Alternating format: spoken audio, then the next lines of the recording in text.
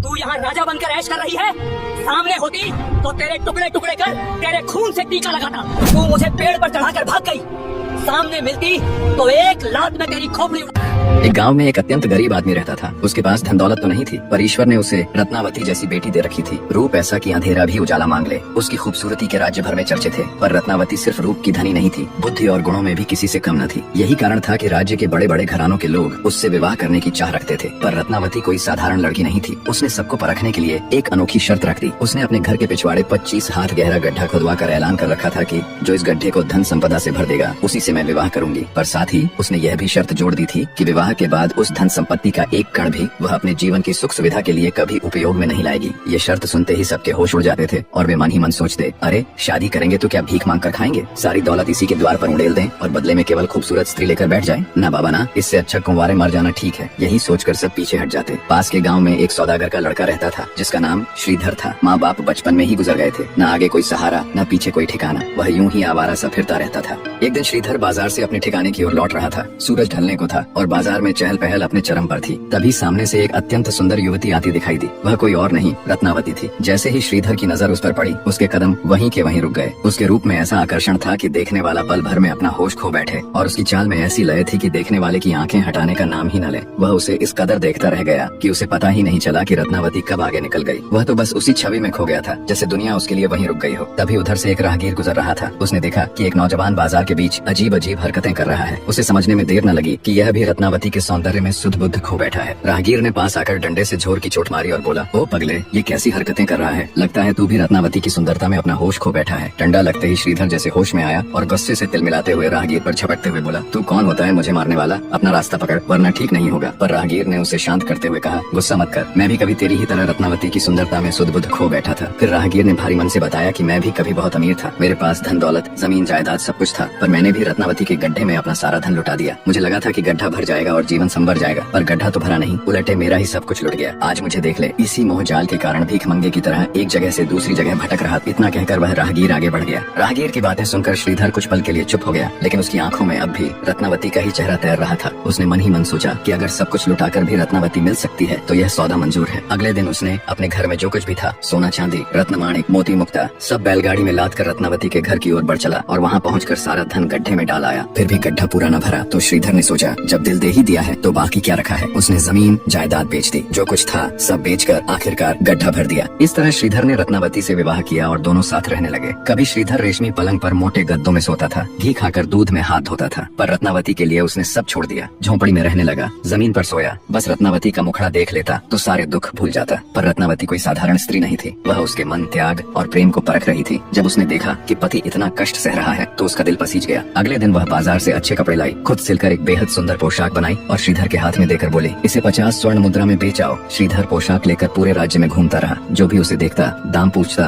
कितने की है, और श्रीधर बिना कुछ बोले आगे बढ़ जाता। इसी तरह घूमते घूमते वह राज दरबार में जा पहुंचा। राजा की नजर जैसे ही उस पोशाक पर पड़ी, वह समझ गया कि यह कोई साधारण कारीगरी नहीं है। राजा ने श्रीधर से पूछा, सच सच बता, ये पोशाक कहाँ से लाई है? श्रीधर बोला, महाराज, मेरी पत्नी रत्नावती ने अपने हाथों से इसे सिलकर मुझे 50 स्वर्ण मुद्रा में बेचने को कहा है। राजा के कानों में पहले ही रत्नावती की सुंदरता की चर्चा पहुंच चुकी थी। अब यह पोशाक देखकर राजा का मन ललचा गया। बस फिर क्या था, राजा ने श्रीधर को बांधकर बंदी गृह में डलवा दिया। राजा ने मालिन को बुलाकर कहा, जा रत्नावती को आज ही यहाँ ले आ। अगर लाई तो इस राज्य में रहने दूंगा, और अगर न लाई तो एक गाल में चूना, दूसरे में कालिक पोतकर राज्य से निकाल दूंगा। डर के मारे मालिन तुरंत वाहन लेकर रत्नावती के घर की ओर निकल पड़ी। वहाँ पहुंचकर झूठे आंसू बहाते हुए बोली, बेटी, अनर्थ हो गया। तेरा पति दरबार में कपड़ा बेचने गया था। राजा का प्रधान हाथी 8 दिन से पागल हो रखा है। आज उसी ने तेरे पति को सूंड से उठाकर पैरों तले कुचल डाला। मरते मरते वह तुझे याद कर रहा था। राजा ने तुझे बुलाने के लिए वाहन भेजा है। पति का नाम सुनते ही रत्नावती की बुद्धि पर पर्दा पड़ गया। रोती बिलखती वह मालिन के साथ वाहन में बैठ गई। जैसे ही वाहन राजमहल पहुंचा, वैसे ही राजा ने उसे एक सुनसान घर में ले जाकर बंद करवा दिया और बाहर से ताला जड़ दिया। अब रत्नावती को सारा भेद समझ में आ गया। वह मन ही मन सोचने लगी, मैं कैसी मूर्ख थी जो बिना सोचे समझे घर से निकल आई। उधर राजा ने श्रीधर को मारने के बजाय 50 स्वर्ण मुद्रा देकर छोड़ दिया। श्रीधर जब घर पहुंचा तो वहाँ रत्नावती को न पाकर छाती पीट पीट कर रोने लगा। रत्नावती, मुझे छोड़कर कहाँ चली गई? बहुत ढूंढा पर कहीं पता न चला। अंततः वह पागल सा हो गया। इधर अब राजा ने रत्नावती से विवाह का प्रस्ताव रख दिया। रत्नावती समझ चुकी थी कि इन हालात में इनकार करने का कोई लाभ नहीं। उसने मन में उपाय सोचकर कहा, महाराज, इस दासी को अपने चरणों में स्थान देंगे तो इससे बड़ा सौभाग्य और क्या होगा। झोपड़ी छोड़ राजमहल में रहूंगी, राजा को पति पाऊंगी, उस भिखमंगे से मेरा अब क्या नाता। इतना सुनकर राजा खुशी के मारे गदगद हो गया। राजा रत्नावती की सुंदरता और मीठी बातों के जाल में उलझ चुका था। अब रत्नावती ने धीरे से अगली चाल चली और विनम्र स्वर में बोली, महाराज, एक छोटी सी बात और है। मेरा एक व्रत है। पूरे 4 महीने तक किसी मर्द की छाया भी मेरे शरीर पर नहीं पड़नी चाहिए। इन 4 महीनों में मैं रोज दीन दुखियारों को दान दूंगी, ब्राह्मणों को भोजन कराऊंगी, अखंड दीप जलाकर भोलेनाथ की पूजा करूंगी। इसलिए मुझे कुछ धन दीजिए और मेरे लिए एक अलग मकान बनवा दीजिए। जिस दिन 4 महीने पूरे होंगे उसी दिन मैं आपकी रानी बनूंगी। राजा उसकी भोली सूरत और मीठी बातों में आ गए। उसे क्या मालूम था कि इन बातों के पीछे कितनी गहरी चाल छिपी है। राजा ने महल से थोड़ी दूरी पर एक सुंदर मकान बनवा दिया। दास दासियां, नौकर चाकर, धन रत्न सब रखवा दिए और चारों ओर पहरेदार तैनात कर दिए और रत्नावती वहीं रहने लगी। पर रत्नावती चैन से बैठने वाली कहाँ थी। वह तो रास्ता खोज रही थी। एक दिन उसने एक दासी को 100 सोने की मुद्रा देकर अपनी तरफ कर लिया और उसी के हाथ श्रीधर को संदेश भिजवाया, कल आधी रात को आ जाना, हम दोनों इस राज्य को छोड़कर कहीं दूर निकल जाएंगे। पर यह भेद एक पहरेदार ने सुन लिया। अगली रात तय समय पर वह वहीं छिपकर खड़ा हो गया जहाँ 2 घोड़े पहले से तैयार थे। रत्नावती एक घोड़े पर चढ़ गई और श्रीधर को दूसरे पर बैठने का इशारा करते हुए अपने घोड़े की लगाम ढीली छोड़ दी। जैसे ही श्रीधर घोड़े पर चढ़ने ही वाला था वैसे ही पहरेदार ने उसे धक्का देकर खुद घोड़े पर चढ़ गया और चाबुक मारकर घोड़ा दौड़ा दिया। रत्नावती आगे निकल चुकी थी और रात का अंधेरा भी था, इसलिए उसे कुछ पता ही नहीं चला कि पीछे क्या अनर्थ हो गया है। रात भर दौड़ते दौड़ते पांव फटने तक वे उस राज्य की सीमा पार कर दूसरे राज्य में पहुंच गए। रत्नावती ने राहत की सांस ली और पीछे मुड़कर देखा तो उसका कलेजा मुंह को आ गया। श्रीधर पीछे कहीं नहीं था और उसके पीछे पहरेदार चला आ रहा था। अब वह सोच में पड़ गई। आसमान से गिरी खजूर में अटकी। उसने मन ही मन सोचा, जो हो गया सो हो गया, अब आगे का देखना होगा। उसने पहरेदार से कहा, इस अनजान देश में मैं अकेली स्त्री क्या करूंगी, चलो हम दोनों ही कहीं घर बनाकर साथ रहें। पहरेदार यह सुनकर खुश हो गया। इसी तरह की बातों में पहरेदार को उलझाते हुए वह आगे बढ़ती रही। आगे चलकर सुनसान मैदान मिला। दूर दूर तक कोई गांव नजर नहीं आ रहा था। कुछ दूर चलकर रत्नावती बोली, भूख प्यास से मेरी हालत खराब हो रही है, तुम इस ऊंचे पेड़ पर चढ़कर देखो, शायद कहीं कोई गांव दिखाई दे जाए। पहरेदार घोड़े से उतरा और बड़ी मुश्किल से पेड़ पर चढ़ने लगा। तभी रत्नावती की नजर उस पर पड़ी। वह तो लंगड़ा है, बस फिर क्या था। रत्नावती ने झट म्यान से तलवार निकाली और पहरेदार के घोड़े पर वार कर उसे घायल कर दिया। फिर फुर्ती से अपने घोड़े पर चढ़ी और सरपट घोड़े को दौड़ाती हुई वहाँ से 9-2-11 हो गई। पेड़ पर चढ़ा पहरेदार माथा पकड़कर उसे जाता देखता रह गया। कुछ दूर आगे बढ़ने पर वह एक और राज्य में पहुंच गई। उसी राज्य का राजकुमार और मंत्री का बेटा जिगरी मित्र थे। दोनों में इतना मेल था कि उनके बीच से हवा भी नहीं गुजर सकती थी। दोनों साथ शिकार के लिए निकले हुए थे। तभी उन्होंने देखा एक अप्सरा सी सुंदरी घोड़े पर सवार बिजली की तरह भागी जा रही है। दोनों ने उसके पीछे घोड़े दौड़ा दिए। थोड़ी ही देर में मंत्री का बेटा आगे बढ़कर उसका रास्ता रोककर खड़ा हो गया। रत्नावती का रूप देखकर दोनों मोहित हो गए। राजकुमार बोला, मित्र, यह युवती मेरे भाग्य में लिखी है। मंत्री का बेटा बोला, कैसे, मैंने इसे पहले पकड़ा है इसलिए यह मेरी है। दोनों में बहस बढ़ते बढ़ते झगड़े में बदल गई। यह देखकर रत्नावती बोली, सुनो, मैं जम्बू देश की राजकन्या हूँ। योग्य वर न मिलने पर स्वयं अपना पति ढूंढने निकली हूँ। तुम दोनों रूप और गुण में बराबर हो। अब मैं किसे चुनूं? फिर भी जो बुद्धि और बल में श्रेष्ठ होगा वही मेरा पति बनेगा। इतना कहकर उसने अपनी रत्न जड़ित अंगूठी निकाली और कुएं में डाल दी और बोली, जो इसे पहले निकाल कर लाएगा मैं उसी को वरमाला पहनाऊंगी। इतना सुनते ही राजकुमार और मंत्री का बेटा दोनों अपनी पगड़ी और वस्त्र उतारकर कुएं में कूद पड़े। बस फिर क्या था। चालाक रत्नावती ने दोनों के घोड़ों को तलवार की धार से लंगड़ा कर दिया। मंत्री के बेटे के कपड़ों में आग लगा दी और राजकुमार के वस्त्र खुद पहन लिए। फिर अपने घोड़े पर चढ़कर पलक झपकते ही वहाँ से 9-2-11 हो गई। जब दोनों कुएं से बाहर आए तो देखा न रत्नावती न कपड़े और घोड़े लंगड़े पड़े हैं। शर्म के मारे दोनों की आंखें झुक गईं और एक दूसरे से नजरें मिलाने की भी हिम्मत भी न हुई। उधर चलते चलते रत्नावती एक और राज्य में पहुंच गई। भूख से पेट जल रहा था, प्यास से गला सूख चुका था। अब हालत ऐसी हो चली थी कि आगे बढ़ पाना मुश्किल हो रहा था। फिर वह धीरे धीरे आगे बढ़ती जा रही थी। आगे चलकर एक गांव के मुहाने पर कुआं मिला। फिर पानी पिया। फिर घोड़े को भी पानी पिलाकर बरगद के पेड़ के नीचे बांध दिया और खुद बैठकर सुस्ताने लगी। मन ही मन सोचने लगी, बुद्धि के बल पर न जाने कितनी आपदाओं से बच निकली। अब न जाने किस्मत में आगे क्या लिखा है, यह तो ऊपर वाला ही जाने। जिस राज्य में भटकती हुई रत्नावती पहुंची थी वहाँ कुछ समय पहले ही राजा की मृत्यु हो चुकी थी। राजा की कोई संतान नहीं थी। अब सवाल यह था कि राजा गद्दी पर कौन बैठेगा। राज्य की परंपरा के अनुसार एक हाथी को सोने का कलश थमाया जाता और हाथी को पूरे राज्य में घुमाया जाता। जिसके सिर पर कलश का जल गिराएगा उसी को राजा बनाया जाता। इस बार भी परंपरा अनुसार हाथी को सोने का कलश थमाकर पूरे राज्य में घुमाया जा रहा था। पर पूरा दिन रात बीत गई। हाथी नगर नगर घूमता रहा। उसके पीछे प्रजा चलती रही पर हाथी ने किसी के सिर पर भी जल नहीं गिराया। भोर के आसपास हाथी उस बरगद के नीचे जा पहुंचा जहाँ रत्नावती सुस्ता रही थी। अचानक हाथी ने सूंड उठाई और सोने के कलश का जल रत्नावती के सिर पर गिरा दिया। जल गिरते ही रत्नावती चौंक कर उठ खड़ी हुई। बस फिर क्या था। प्रजा में जय जयकार के नारे गूंज उठे। प्रजा ने रत्नावती को राजा मान लिया और राजमहल ले गई। किसी को यह पता नहीं था कि यह राजा वास्तव में एक स्त्री है। रत्नावती राजा बनकर न्यायपूर्वक प्रजा का पालन करने लगी। उधर जिस राजा ने रत्नावती का अपहरण करवाया था वह उसे याद करते करते पागलों जैसा हो गया। प्रजा ने उसे अयोग्य समझकर गद्दी से उतार दिया और नया राजा बैठा दिया। राजपाट छिन जाने के बाद वह पूर्व राजा दर दर रत्नावती को ढूंढने निकल पड़ा। दूसरी ओर श्रीधर भी रत्नावती को ढूंढता ढूंढता दर दर भटक रहा था। संयोग से रास्ते में दोनों की मुलाकात हो गई और दोनों साथ मिलकर रत्नावती की तलाश में निकल पड़े। फिर चलते चलते उनकी भेंट उसी लंगड़े पहरेदार से हुई। उसने अपनी पूरी कहानी सुनाई और बोला, मुझे भी साथ ले चलो, मेरी भी उससे हिसाब बाकी है। थोड़ी दूर आगे बढ़े तो राजकुमार और मंत्री का बेटा भी मिल गए। दोनों पागलों की तरह रत्नावती को ढूंढ रहे थे। उन्होंने भी अपनी आप बीती कह सुनाई और बोले, चलो हम दोनों भी साथ चलेंगे। इस तरह पांचों साथ मिलकर आगे बढ़ते बढ़ते उसी राज्य में पहुंचे जहां रत्नावती राजा बनकर शासन कर रही थी। रत्नावती ने सख्त आदेश दे रखा था कि जो भी परदेश से आए उसे पकड़कर सीधे राजमहल लाया जाए। जैसे ही वे पांचों महल के बाहर पहुंचे तो संतरी उन पांचों को पकड़कर महल ले आए। रत्नावती ने पर्दे की ओट से उन सबको पहचान लिया। उसने अपनी एक मूर्ति महल के द्वार पर लगवा रखी थी और संतरी से कह रखा था कि उन सबको उसी मूर्ति के पास ले जाकर खड़ा कर दिया जाए। संतरी ने उन पांचों को उसी मूर्ति के पास खड़ा कर दिया। खुद रत्नावती चुपचाप उनकी बातें सुनने लगी। पांचों मूर्ति को देखकर चकित रह गए। सबने संतरी से पूछा, यह मूर्ति किसकी है? संतरी बोला, हमारे नए राजा की। इतना सुनते ही सब समझ गए कि रत्नावती यहाँ राज कर रही है। तब अपहरण करने वाला राजा गुस्से से बोला, तू इतनी चालाक निकली, पहरेदारों की आंखों में धूल झोंक कर भाग गई और मेरा राज्य मेरा मान सब ले डूबी। आज मैं तुझे ढूंढता फिर रहा हूँ और तू यहाँ राजा बनकर ऐश कर रही है। सामने होती तो तेरे टुकड़े टुकड़े कर तेरे खून से टीका लगाता। लंगड़े ने भी आप बीती याद कर धमकी देते हुए बोला, तू मुझे पेड़ पर चढ़ाकर भाग गई। सामने मिलती तो एक लात में तेरी खोपड़ी उड़ा देता। फिर राजकुमार और मंत्री का बेटा भी बोले,